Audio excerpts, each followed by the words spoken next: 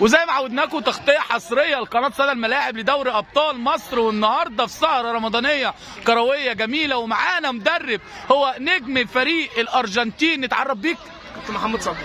النهارده كنا عايزين نعرف انطباعك ايه عن دوري ابطال مصر. يمكن انت ما شاء الله خلال الفتره السابقه يمكن انت من الفرق اللي كانت مصنفه ومرشحه للبطوله، يمكن خدت تاني في المركز البطوله الماضيه. احساسك ايه في دوري ابطال مصر وانطباعك ايه النهارده في سهره رمضانيه جميله؟ والله الاجواء رائعه، اكثر من رائعه كمان في رمضان. طبعا احنا كل ده عشان خاطر اولادنا وعشان خاطر نعلى بالمستوى بتاعهم. بصراحه نظام جامد قوي في البطوله. العميد ده عادل، طبعا ابو جريشه الاعلاني الدينامو. مش عايز اقول لك بيبقى الاولاد مبسوطه قد ايه. توجهاتك ايه للعيبه ما قبل المباراه؟ يعني بتحضر المباراه بتقول لهم ايه؟ طبعا بيركزوا، طبعا بنحفز الولد برضه طبعا عشان خاطر كسب حته المكسب وحته ان هو يوصل نهائي وحته ان هو يتكرم، دي تبقى كويس، حاجه كويسه قوي، عامل نفسي كويس للولد.